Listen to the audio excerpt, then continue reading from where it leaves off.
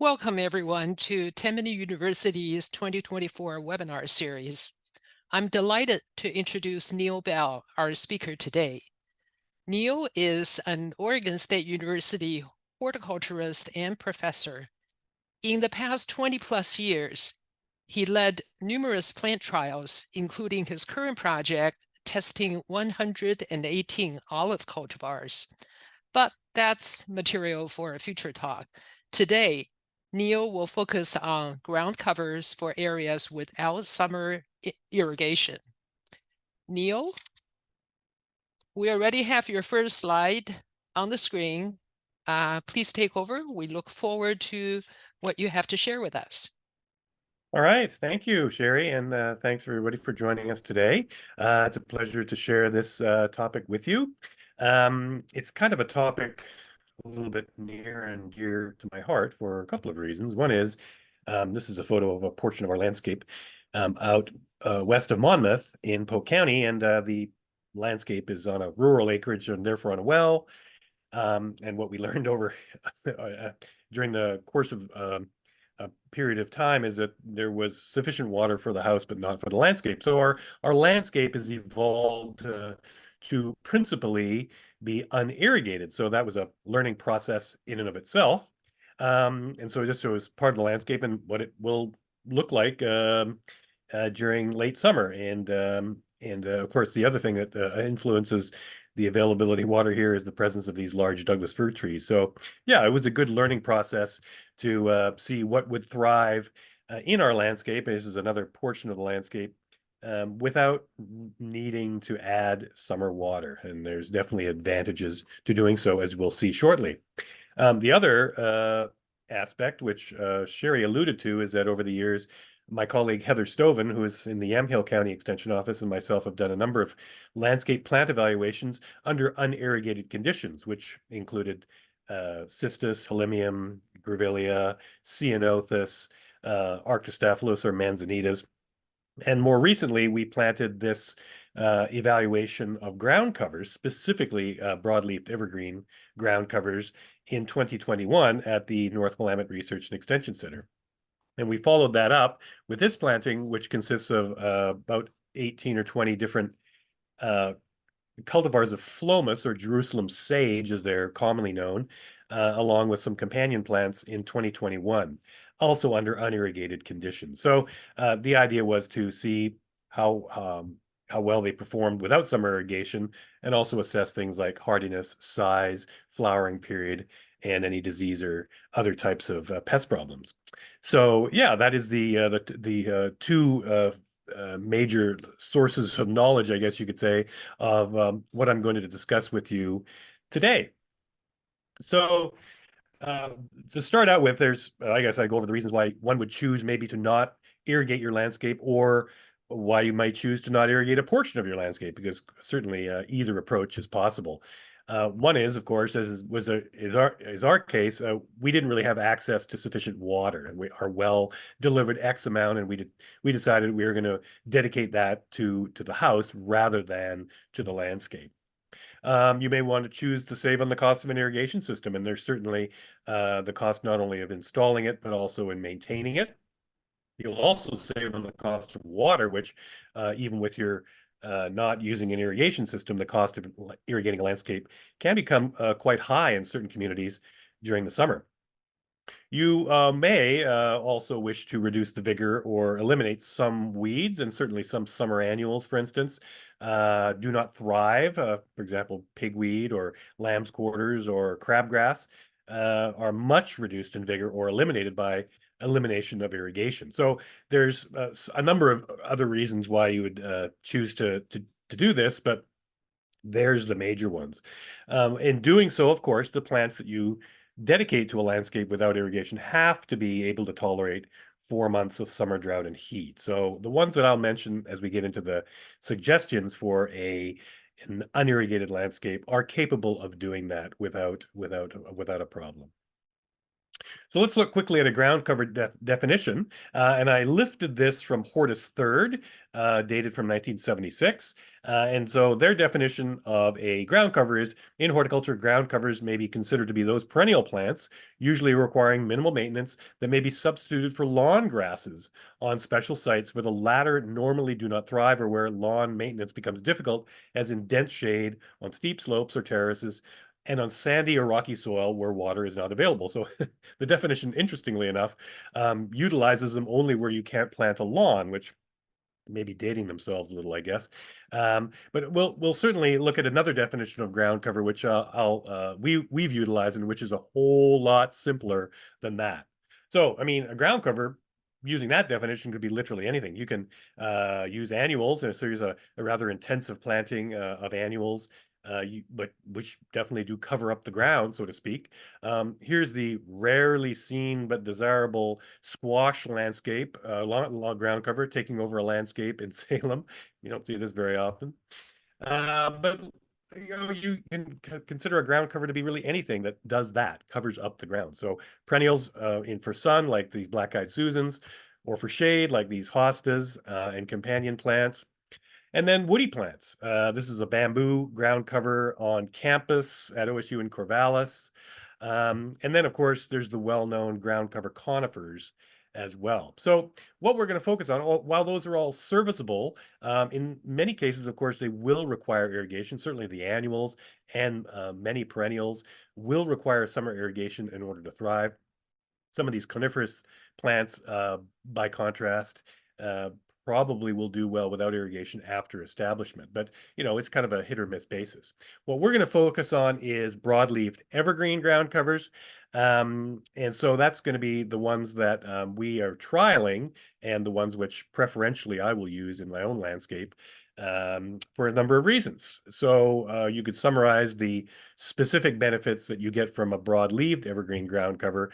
One of those things, of course, is suppressing weeds, and that will depend largely, if not exclusively, on the height of the canopy of the plant and also the density of the canopy of the plant. So those two things, the greater the height, the greater the density, the greater the range of weeds that will be suppressed. You expect it to prevent soil compaction, and certainly by covering up the ground with a layer of foliage, you get the benefit of that foliage protecting the soil as well as the activity of the roots in the ground. And that also assists with adding organic matter to the soil. And if it's a nitrogen fixing species, then of course you're also adding nitrogen to the soil as well. Many of them will provide pollen and or nectar to pollinators. Not all of them, perhaps, but certainly some of them should be able to do that. And naturally, you're expecting them to add aesthetic value to your landscape as well. So the other thing is, of course, that compared to other ways of managing weeds in the landscape, getting back to that original purpose of a ground cover, you hope that by putting a long-lived ground cover in there, you are avoiding the input of labor and resources such as mulch or any herbicide or your time that would otherwise be required to accomplish the same thing. So that is sort of the message, if you like, for using broadleaf evergreen ground covers.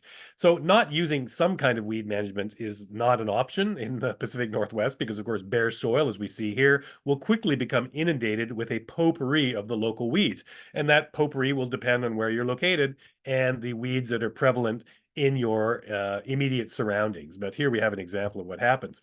So the most popular way of suppressing weeds, amongst other things, in the Pacific Northwest, at least in Western Oregon, is the use of mulches of one kind or another, the most common of which are these bark-based mulches, as we see here. With time, however, those do break down, the layer will diminish, and so with time, you will start to see weeds growing on the surface of that. And of course, as the mulch further degrades, then that weed density becomes even more prevalent. So it requires weeding, it requires replenishment, and that's the type of thing I was referring to. You were trying to avoid doing that by putting a ground cover down instead of suppressing weeds in this manner. So this is a portion of our driveway, and that's the approach I'm attempting to take here. By using a hardy and wide-spreading evergreen ground cover, I diminish the amount of weeding that it's necessary to do. I'm not going to say it's going to eliminate it all because, of course, gardens are living things. And so it's a dynamic system. But in general, it's a more straightforward way and a more simple way of suppressing weeds and adding value and aesthetics to the landscape. So when you go looking for ground covers, typically what you will see is the plants are very diminutive in general, and so they're sort of low growing and spreading, perhaps suckering in some cases, succulent as well, as you'll see in this list here. And so, as I mentioned early on, the efficacy of a ground cover in suppressing a wide range of weeds really depends on the height of the canopy. So that's something worth keeping in mind. Here, this is actually in our garden. This is a little Artemisia, more of a foliage plant than a flowering plant, really. But as you can see, it's so low growing, and the canopy is a little discontinuous that it's allowed this grass to grow up in between, which then requires weeding. And weeding in amongst your ground covers is a little bit more problematic. It's difficult to use a hoe, so it's hand pulling. So you depend on greater height. So back in the day, old school weed management would look something like this. And this is definitely not what we're going to be talking about. So this is actually a photo I took along Highway 22 heading west out of Salem one time. And this is at the side of the highway. Old school weed control using Scotch broom and ivy. So not to be recommended, but undeniably effective, too effective actually, in these kinds of situations. We want that weed control, but we want our plants to be non-weedy and non-problematic. So let's look at a few of the broad-leafed evergreen ground covers which are native to Oregon. If you're in southern Oregon or on the immediate east side of the Cascade Range, then this might be an attractive option. It's very low growing. Mahalamat is the common name, Ceanothus prostratus. I took this photo just north of Klamath Falls. So that's an option if you're growing in that particular environment, and probably not something, unless the drainage was exceptionally good, that might be ideal for the west side of the Cascades in the Willamette Valley, but might be worth a go. There are, of course, native manzanitas. We'll talk a little bit more about manzanita during the presentation of various options. But here's pine mat manzanita or Arctostaphylos nevadensis in the Cascade Range in the Mount Thielsen Wilderness. So that's a nice, attractive, low-growing and spreading species of manzanita, which is very common in that environment. Probably the best known manzanita, though, is kinnikinic, Arctostaphylos uva ursi, and this shows it at the beach. You'll find it in a lot of different habitats in Western Oregon, both in the Cascades and also right over there on the beach. So this is where I took the image of this particular clone, is over on the Oregon coast. So very commonly seen both there and also in other parts of Oregon. So quite widely distributed. So obviously a lot of potential different accessions to be had there. Where you see it grown in landscapes, it's principally found as the variety Massachusetts, which, as the name suggests, is a plant grown or which arose from seed collected in the northeastern part of the United States, which in itself is kind of interesting when it's also present in native form here. As a unirrigated specimen, that's probably one of the least drought tolerant of the kinnikinics or of the manzanitas. This shows a planting I took a photo of a few years ago, which was unirrigated. The photo was taken in September, and the brown areas are just dieback from its inability to tolerate prolonged summer drought. So there is that to be concerned about when you're picking kinnikinic. There might be a better form for an unirrigated landscape than Massachusetts.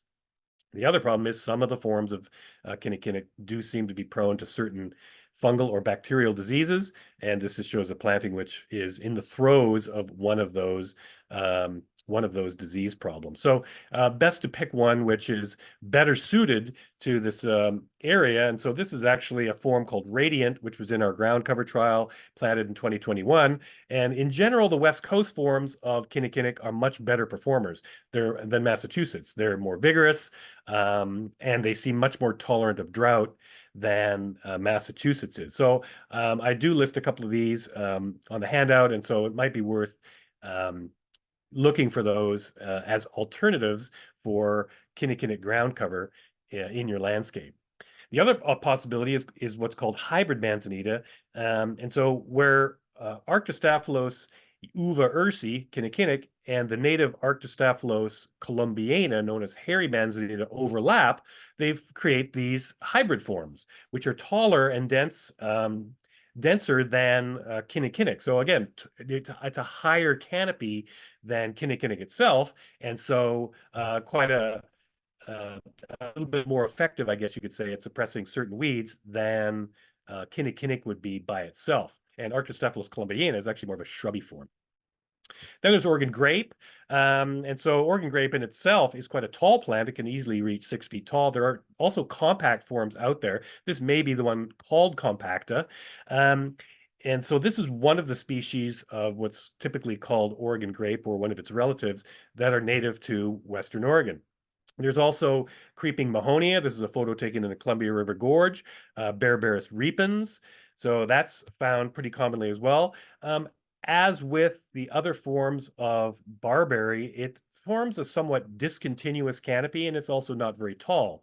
So I use it in our own landscape, but I am mindful of the fact that as a ground cover, it has its limitations simply because of that lack of vigor, I guess, for lack of a better word, that it has, but continue to grow it simply because it's native and it's very attractive.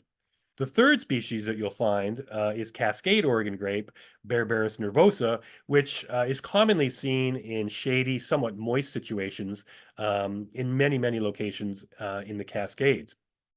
So the same sort of caveat applies to that when it's grown in the landscape, which is that it doesn't necessarily form a closed, very dense canopy.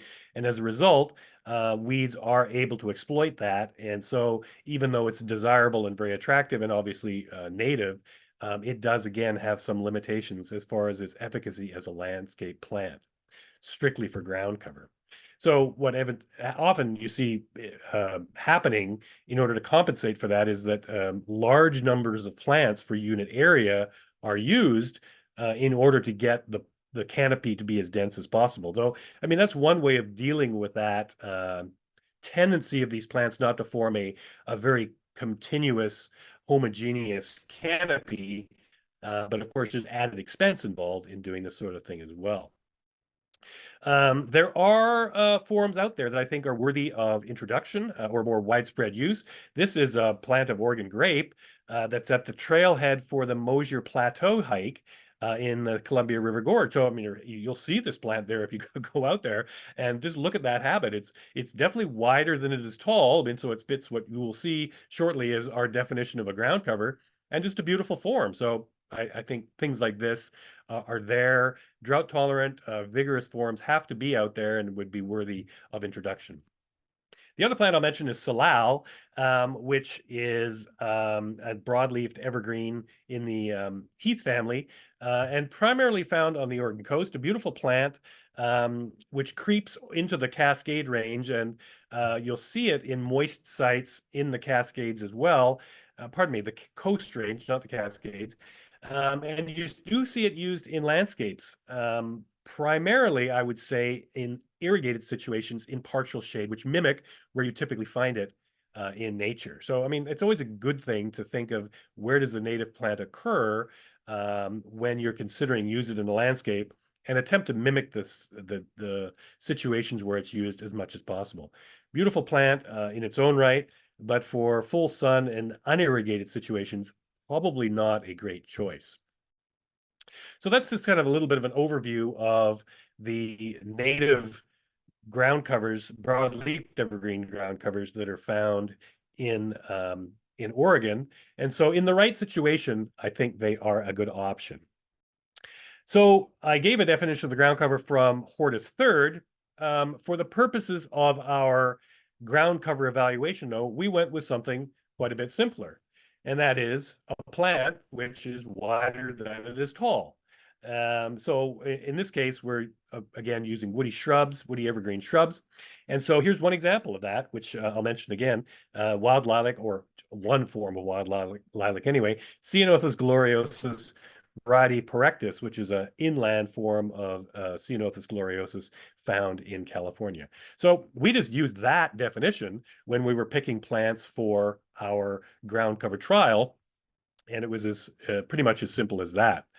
Um, I would I have put on this handout um, the name of this book. But if you're looking for a one-stop shopping, and in my opinion, the most comprehensive book, which details the use of ground covers in unirrigated landscapes, then you really can't do any better than this.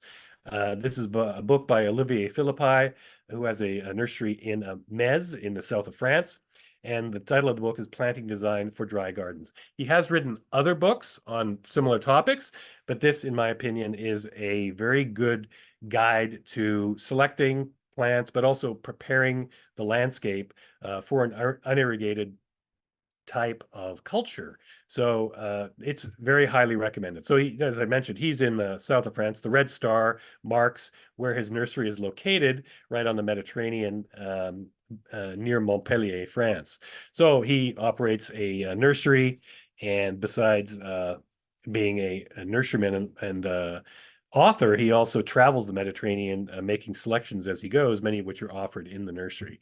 So in addition to that, there's a very nice display garden immediately adjacent to the nursery where he puts these principles, if you like, into practice.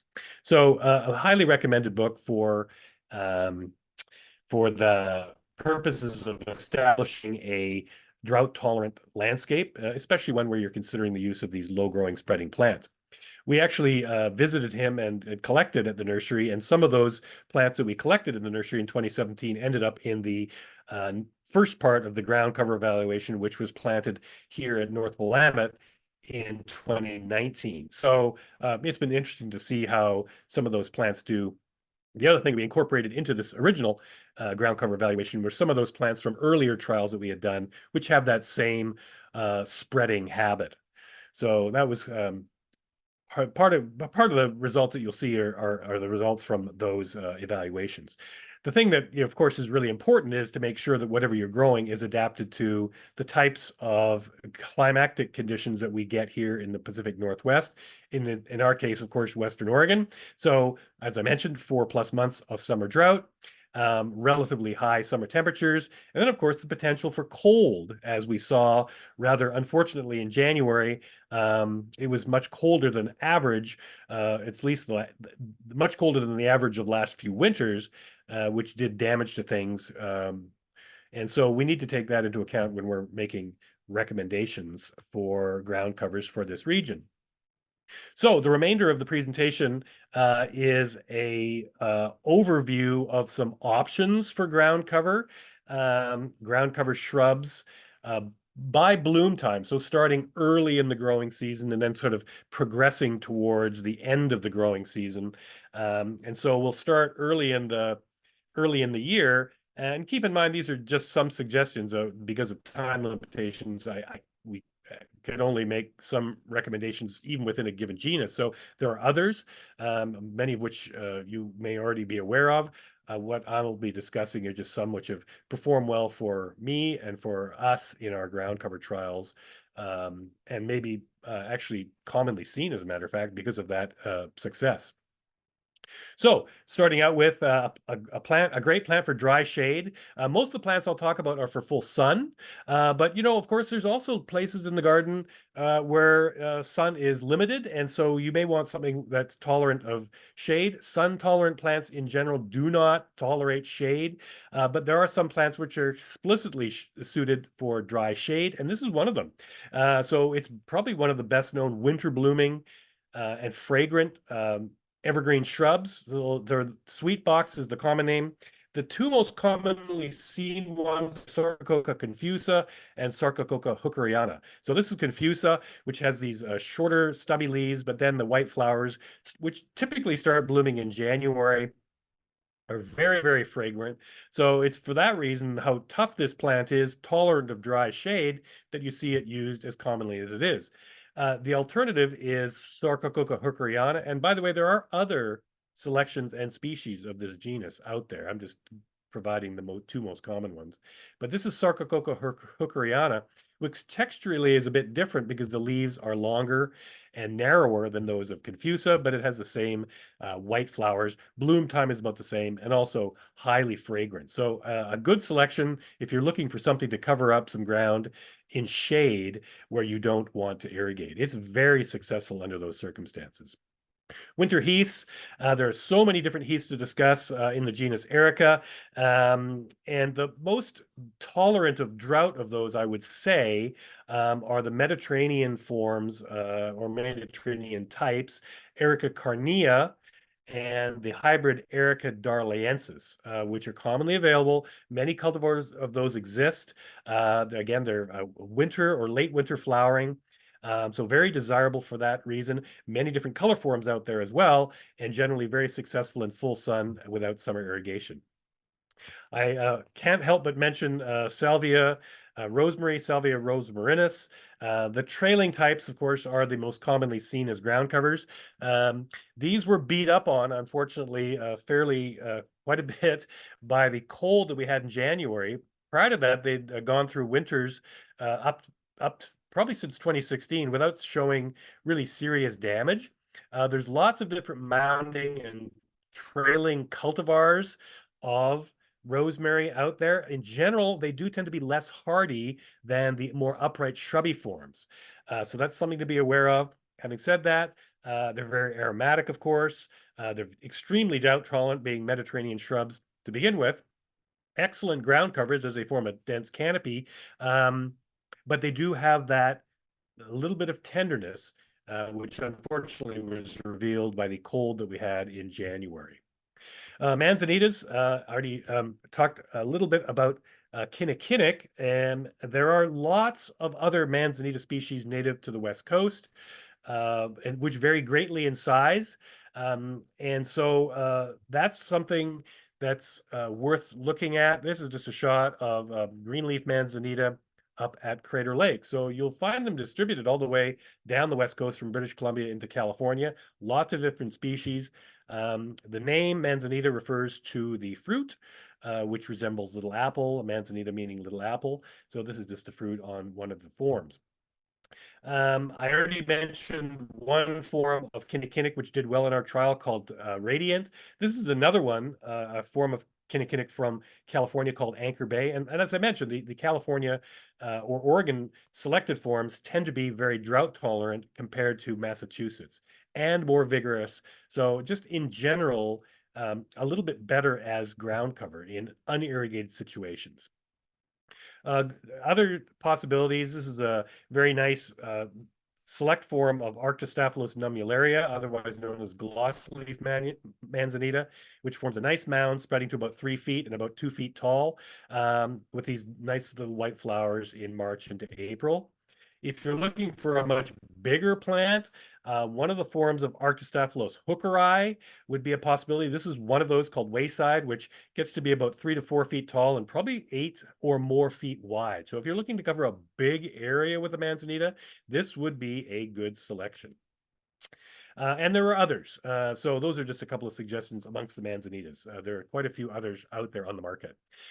Cherry laurel we usually think of as a weedy hedge, a huge growing hedge material, which tolerates any amount of pruning, but it also has proven to be a little bit weedy.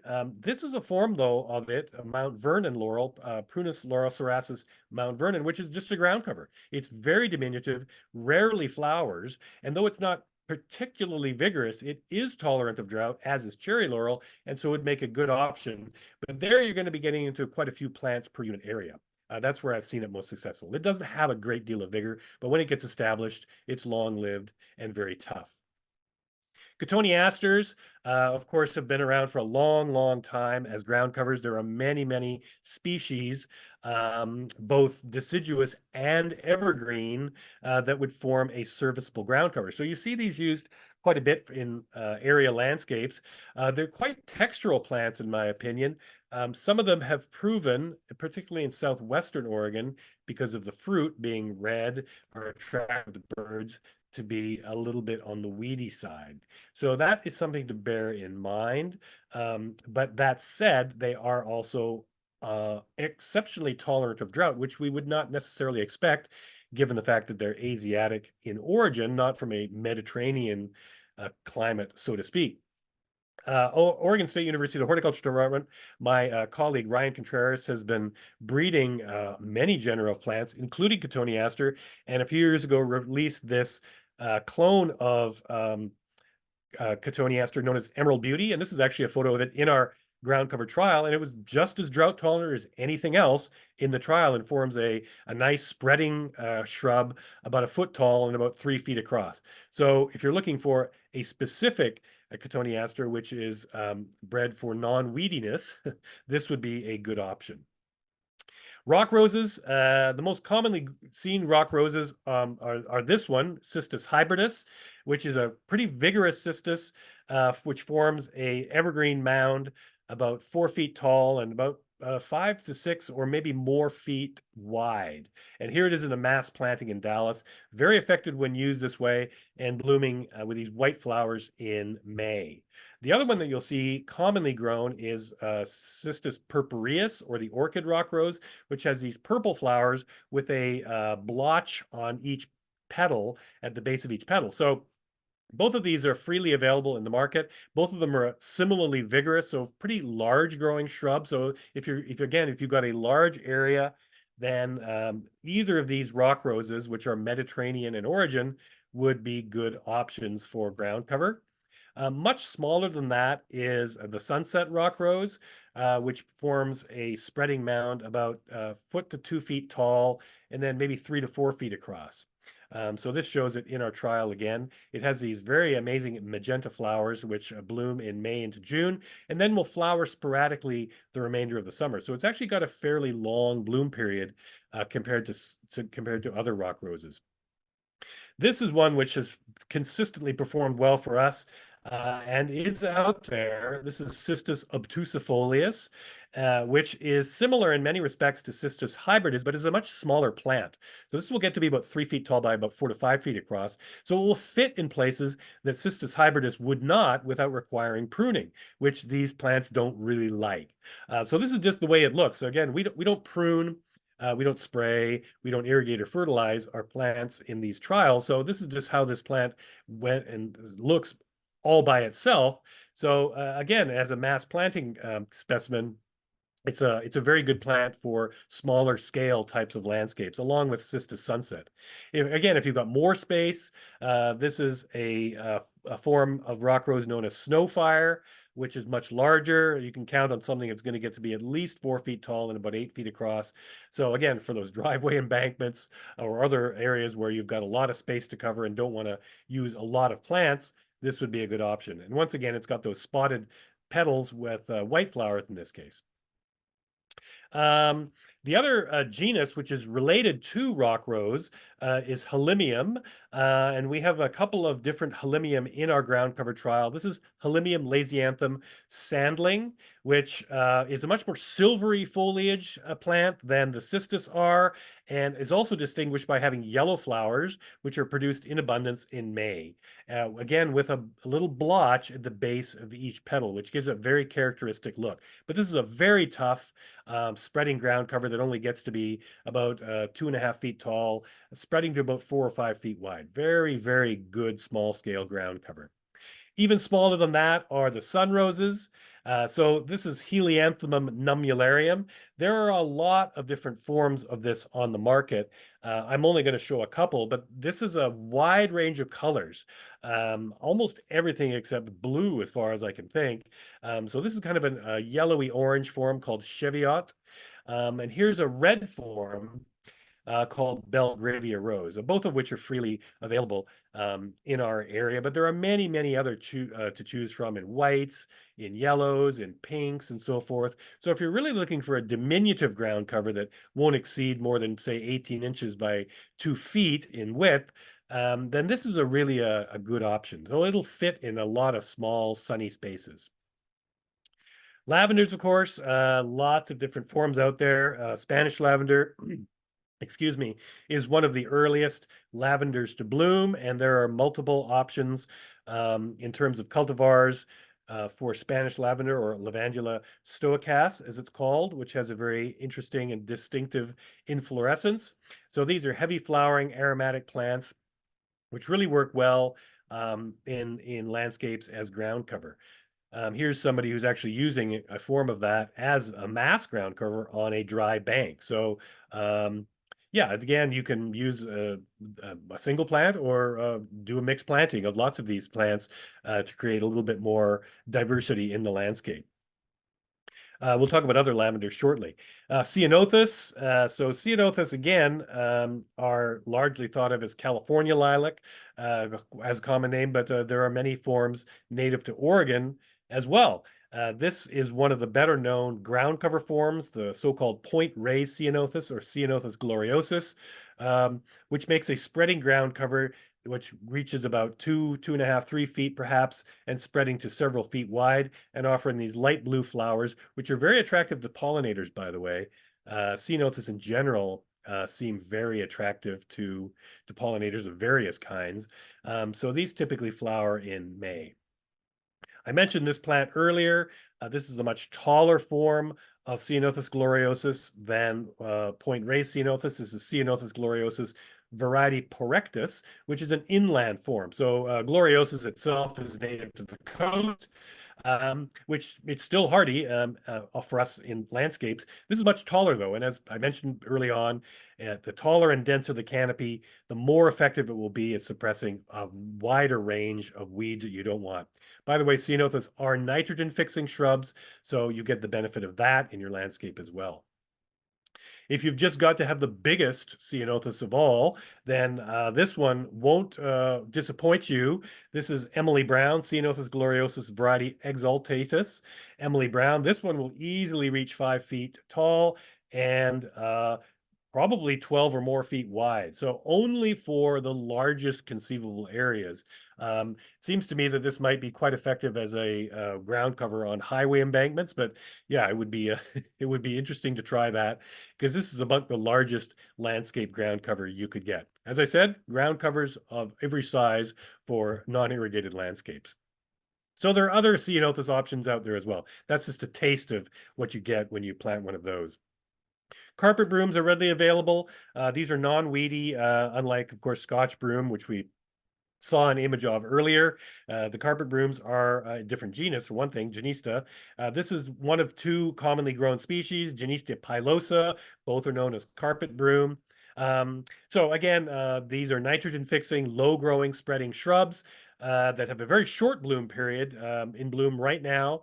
And they will form a little mound, maybe up to about 18 inches tall and spreading to 2 or possibly 3 feet. The other one that you'll commonly find is Genista lydia, and this is obviously not in bloom, but it's texturally a very different plant than Genista pilosa, which has small, roundish leaves and is much softer in texture. This one has got a little bit a coarser texture because of those leafless stems. So just two options amongst the carpet brooms, which will differ in appearance when they're not in bloom. Jerusalem sages, those are the focus of uh, the second ground cover planting, which we installed at North Willamette in 2021. So we're still evaluating all these different Jerusalem sage cultivars. This is one of the most commonly grown one, Phlomis fruticosa, of which many different forms are out there. It's the most widely distributed in nature of the Jerusalem sages, which hail from the Mediterranean area into the Caucasus Mountains. So this is a particularly vigorous form, which in the wintertime, these make interesting foliage plants because they're quite hairy, and so they trap moisture on the leaves and will appear very silvery. So they offer kind of a nice foliage effect. And then what you get with Jerusalem sage is these spikes of flowers, which are held above the foliage in late May into June. So these require pruning off in early spring in order to get the plant ready for summer and rebloom. In much the same way as you would treat a lavender, the same principle. One thing about these is they do have those hairs on the leaves, and they're best pruned or otherwise handled during wet weather, so you don't get those irritating hairs in your nose or eyes. We have a number of these under evaluation in our new ground cover plot at North Willamette. This is one which is available, though, one called Phlomis margaritae. They all go by the common name of Jerusalem sage. This particular one has very silvery leaves, even during the growing season, but very pale yellow flowers on those spikes, which is a very different type of appearance than other forms that we have in the trial and that we've grown before. So that's one worth seeking for the landscape. Thymes, well-known genus of plants, Thymus. The most vigorous of the species is Thymus vulgaris. So there's various select forms out there. And so that's the one which is, I suppose, the most effective as a ground cover, but most of them are sold as ground covers, especially particularly diminutive ground covers. And there's just so many different species and cultivars out there choose from. Very aromatic plants, of course, as well as being really attractive to a wide range of pollinators. So very tough, very desirable plants. And then lavenders, of course, are amongst the most popular of landscape plants. You saw the image of Spanish lavender. These lavender, Lavandula angustifolia, the English lavender, and then the hybrid Lavandula intermedia. There's many, many, many different forms out there. In general, if you had to pick a size, you'd say 2 feet tall by 3 feet wide, but it does vary depending on the cultivars, of which there are dozens available. And again, like the Jerusalem sage, they hold these flowers on spikes above the canopy of foliage. So they may be blue, they may be white, they may be pink, depending on the select form, but easily available, very hardy, and very drought tolerant in the landscape. Lots of different lavenders available. Here's somebody who's chosen to plant some in one of the toughest situations you can imagine, which is one of these planters surrounded by a very hot pavement where the plant nevertheless learns to thrive.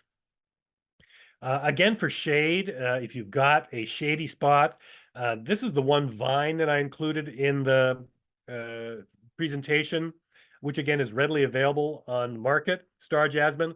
Again, this would have been quite unhappy with the cold weather that we had in January, which is a drawback. But as a ground cover, it's very effective. Despite its vining nature, it will try to climb if it comes across a vertical surface. But for a shady spot in a dry situation, this is very effective, and it produces extremely fragrant white blooms in summer, more June into July. So for a surprisingly long period of time, too, considering it will grow without irrigation in those situations. So again, for shade, if you're looking for that fragrant ground cover, this is a good evergreen option. Sages as well, common sage, Salvia officinalis. This is a green-leaved form. They again produce these spikes of flowers above the foliage, which can be removed once flowering is done. Again, a very aromatic shrub, particularly during hot weather. There are other forms out there. This is probably the one known as purpurea, which has the purple foliage, and so just a little added foliar interest once flowering is done. Very tough evergreen shrubs. The lavender cottons, there's a number of those out there available. So they're interesting plants. They have these button-like inflorescences that are held above the foliage. The disadvantage of these plants is that when they do bloom, as attractive as both the flowers and the foliage are, often having yellow flowers over this silvery type of foliage, when they bloom, they tend to sort of fall apart, which is fine, I suppose, because it gives a textural effect, which is quite unusual. But in the spring, these require a tidying up with head shears or perhaps an electric trimmer to remove all of those spent inflorescences. So they will look a little untidy during the winter period, but they're hardy, very tough to drought, and certainly offer something in the landscape that few other shrubs can. So there are a number of different selected forms of this. This is the most commonly grown species, Santolina chamaecyparis. And so there's some select forms of that out there. There are other species as well. And this is one which is actually in our ground cover trial, which is much tidier. So this is Santolina magonica, or a Menorcan lavender cotton, and it, unlike the the other lavender cotton, it doesn't fall apart when it blooms. The blooms are held on very short little stalks, just a little bit above the canopy. So in the dormant period or at the end of summer when it's done blooming, it looks kind of like this. So as you can see, this would be an easy little trim with a pair of head shears or an electric trimmer to tidy it up in early spring for the growing season to come. So this one, and I think I also mentioned Santolina insulare on the handout as being tidier options amongst the lavender cottons, if the other forms are not working for you. Again, a plant from our initial ground cover trial. This has got the interesting name of Greek horehound, Belota hirsuta. It's a sort of a subshrub which is evergreen and produces these greenish gray leaves or shoots in spring. And above that, you can almost see here the inflorescences in sort of brown from last year. Again, we don't prune, so it's just this is an unpruned plant, which the new shoots are just growing up. And then at the tops of those shoots, you'll get your inflorescences in mid to late summer, so more like in August. The flowers themselves are quite insignificant. They're purple, and they're held on these spikes, but they're really attractive to bumblebees in particular, which will swarm these plants when they're in bloom. Again, very tough, a very nice form, and again, a plant which a nice little trim in the spring is all that's necessary to remove the old inflorescence and tidy the plant up for the growing season. This is an unusual woody plant in the carrot family with, again, an unusual name, a shrubby hare's ear, Buplurum fruticosum. It is a Mediterranean shrub, which forms a plant perhaps 4 feet tall and 6 to 8 feet across. And it's got these interesting carrot-like inflorescences in late summer, in August and into September, which again are attractive to pollinators. One thing to be aware of, as you see over here, these are bald-faced hornets, which for whatever reason seem quite drawn to the flowers of this particular species. But you see the foliage there, which remains evergreen year-round. And again, like the other ones we've been discussing that bloom on new wood, you just tidy them up in the springtime with a nice trim with hedge trimmers or shears, and all will be well for the growing season to come. Very straightforward culture. And then coyote brush. This is actually a native plant. So the Latin name is Baccharis pilularis. It's in the aster family, but it lacks the ray flowers that are common with things like asters and rudbeckia and echinacea and other plants, which are in the same family. It only has the disc flowers. So if you go to the coast in, say, September, October, in Oregon, you will see this plant native to that area, and they typically is a rounded shrub which has these interesting flowers, which are also aromatic. The definition of the scent of the flowers I saw one time was a mix of hay and honey, which is a sort of a warm scent that I think actually describes it pretty well. There are ground cover forms of this available. As I mentioned, most of them are large, evergreen, rounded shrubs, but there are more prostrate forms out there which make good ground covers. And this is just one of them, which shows the overall look. And these are the flowers. So again, these have kind of an interesting fragrance to them in late summer, early autumn, and they're quite attractive to pollinators that are out and about at that time of year as well. This is one that was in our ground cover evaluation. It's an Oregon form from the southwest coast called Pistol Pancake, and I believe it was named that for being selected near the Pistol River in southwestern Oregon. So yeah, that one is an option if you're looking for a ground cover. So there are other options out there as well. So just to finish up here, there are lots of ways to use a mix of ground cover plants in your landscape. This is just a mix of ceanothus, which is finishing up bloom here, and cistus in this particular landscape, which as you can see is doing a pretty good job of covering up the available space. This is another form of ceanothus that I didn't mention, but this is actually in our garden, a very vigorous, wide-spreading ceanothus, which goes by the name of Joan Mirov. which gets to be about 6 feet tall. And I would estimate this plant to be at least 12 or 15 feet across now, but it's also quite old.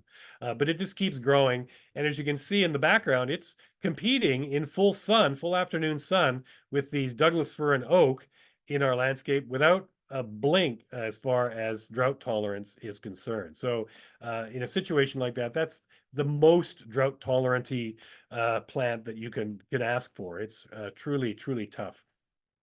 And one last example, this is in Monmouth, a little landscape that we redeveloped for the city in the midst of Knox Street near Western Oregon University. And they started out looking like this, just a forlorn landscape with bluegrass in these traffic islands in the middle of the street, which were not intended to be irrigated. So we planted this with a mix of drought tolerant shrubbery. And I would say the finished product was quite an improvement over what they started with there. So with that, I will stop. And if there's any questions that I can assist with, I'll be happy to do so.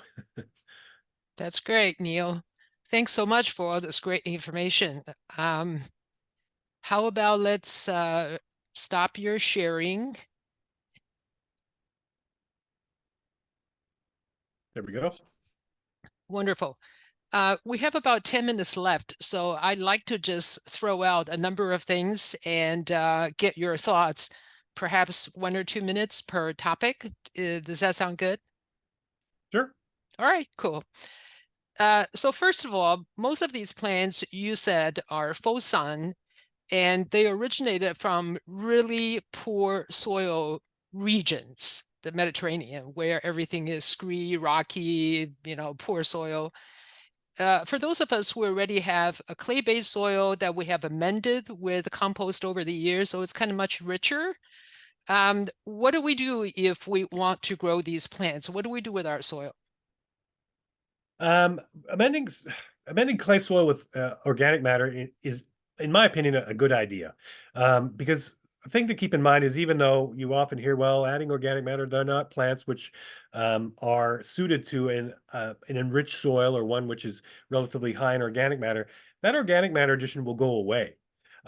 It will be consumed by soil organisms or billow off as carbon dioxide in probably a year or two. And what you do by adding organic matter is you feed soil organisms, which are the organisms that create your soil structure for you.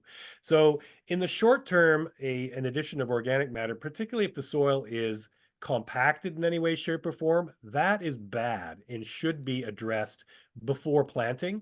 But I don't feel like adding organic matter is a bad practice at all for that very straightforward reason.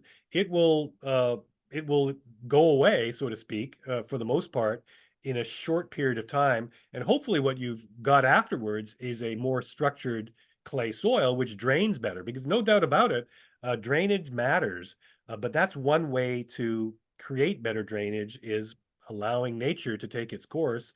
And of course, by putting a evergreen plant on the soil surface, you're hopefully preventing further compaction, which can occur simply from winter rainfall. Yeah, The other thing is to keep in mind is most of the plants we buy are grown in what amounts to pure organic matter, and so that organic matter is sitting right at the crown of the plant. Um, so I think as a way of improving drainage, definitely, if you've got compaction, you have to work that up to eliminate that. And it's typically only in the top 6 to 8 inches, maybe foot, even in the worst circumstances. So by digging, however you do that, add some organic matter, level the planting surface, then plant.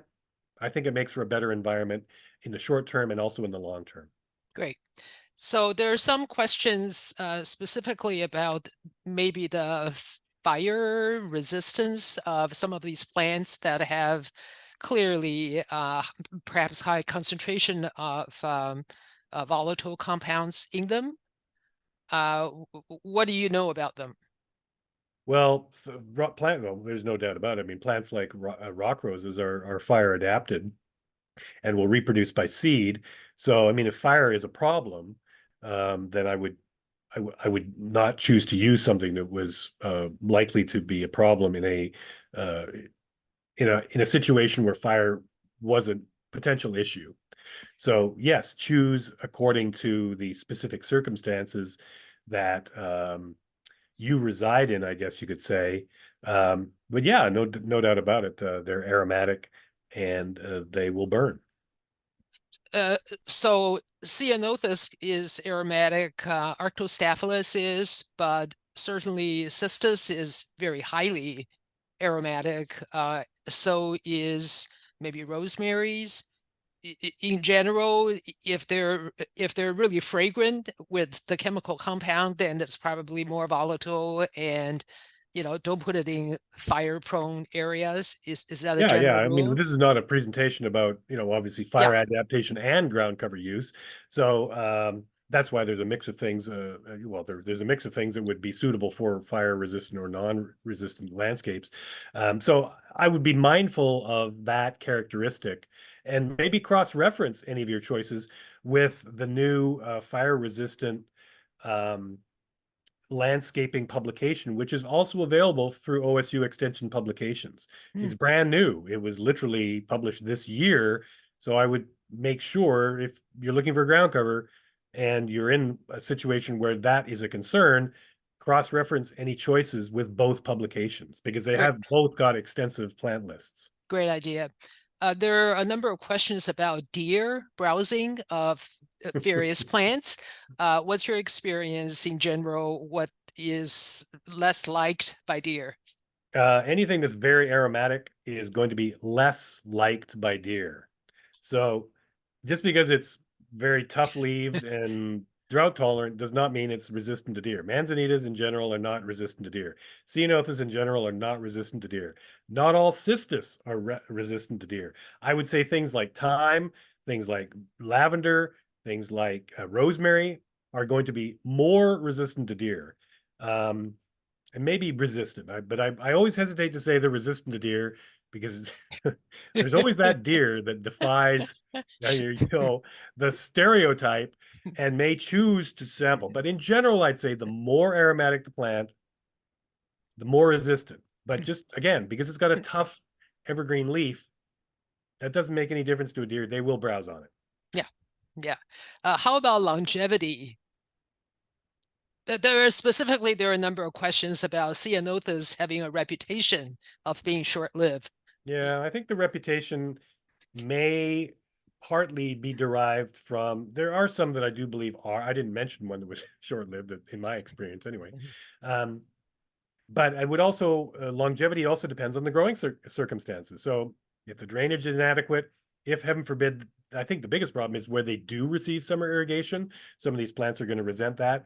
I would avoid pruning as much as possible, particularly in any of the Mediterranean, because they just don't seem to perform well other than light trimming, which of course is what you do with lavender or the bolota or the Jerusalem sage to remove those old flower stalks. A little bit of trimming is fine, but I mean, the the most important thing with these plants is make sure they fit the available space, Mhm. because if you're forced to start going in and pruning them heavily, that is definitely going to shorten their lifespan, as well as any soil drainage issues, compaction being the number one thing. So yeah, the things that will extend uh, longevity is if longevity is even the problem is soil drainage and avoidance of unnecessary pruning, especially hard pruning. That's a no-no. Got it. Did you want to say anything about mulching practice? Because I know in your trials, with the ground cover trial, you did use weed mat to suppress weeds until the plants get to the large enough size. But in all your other plant trials, you did not do any weed suppression. They were on their Right. own. So Yeah. what will be your So, advice to home gardeners? well, we used the weed mat as because I mean it's a obviously we weren't evaluating um weed control, so to speak, as Mhm. odd as that sounds. We were evaluating the growth, flowering, hardiness, and other aspects of the plant. And so I'm not really, I don't use weed mat in my own garden anywhere. What I do use in the short term is an organic mulch. And as I mentioned early on, the most commonly available mulch, organic mulch, is bark dust, as it's typically known. Um, it's not ideal as a mulch, in my opinion. I wish the material that was available was coarser in nature. Mhm. Um, I mean, aesthetically, it's a relatively attractive product. It's not expensive. It's relatively easy to spread. Certainly, it's widely available, but it has a tendency to compact very Mhm. quickly. In other words, in the year that you applied, if you applied in spring, the ideal time to apply is probably March or April.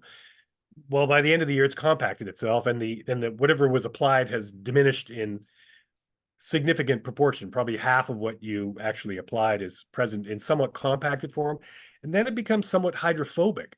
Um, so yeah, it's not an ideal product because of the way that it's typically sold, which is a fairly heterogeneous product. If it was chunkier, I don't know a better way to put it, larger particle size, um, I would be happier with it. So if there's a material out there that's suitable, like hog fuel or like a chip tree yard, Mhm. it's arborist mulch. That's Arborist wood definitely a chips. coarser product, but Mhm. it's also aesthetically a little more unattractive, at least to my eye, anyway. So if they could market a product like bark dust, which was coarser in nature, I would be much happier with it. That said, it's what's out there. I use it in the short term. Yeah. Uh, uh, I use arborist wood chips because it's coarse, has all the nice characteristics, doesn't look that pretty. If I'm going to have an open garden, I want it to look pretty, I just put a thin layer of, composted yard stuff on top of it to hide it. So that Yeah, works. yeah, that's actually a good suggestion because the yard debris compost is quite attractive, but it's Yeah. also quite a good growing medium for weeds, Yeah. which is Yeah. part of what we're trying to Yeah. avoid. So So a thin layer. I do like, a half inch on top of maybe 2, 3 inches of arborist wood chips. But, that's a lot of work. So, I don't do it all the time. You want to say a final word about the availability? Because some of these nice plants that you have in the trial, I don't know if they're available in the trade, especially what you had imported from the nursery in France. So are there any plans in having them available and be more broadly available in the trade? yeah, so what we do at the end of the trial is make the trial available to nurseries that would like to take cuttings and then offer the plants they deem as successful and compatible with their operation. They take cuttings and then root and sell them. So we've done that with multiple nurseries. So certainly there are vendors in the Willamette Valley that do sell the plants that I've mentioned. I didn't mention anything terribly exotic. Um, Not easy to find, not like wholesale nursery necessarily. Available, but certainly retail sources, particularly those that focus on um, smaller nurseries that focus on Mhm. particularly drought tolerance. I think you would find most of these, if not all of them, quite readily available. Because as I said, I mean, that's one of the goals of this whole plant evaluation process is to allow them to be offered to the public as uh, time and uh, honored, if you want, but proven specimens for landscapes in the valley. Well, thank you, Neil, for sharing your time, expertise, and knowledge. And I see we still have questions coming in, but we've run out of time. So we'll try to get Neil to come back when he has new information to share with us. Of course, next week we're going to talk tomatoes. So thank you everybody for joining us, and thank you, Neil, for being part of our series. My pleasure. Thank you.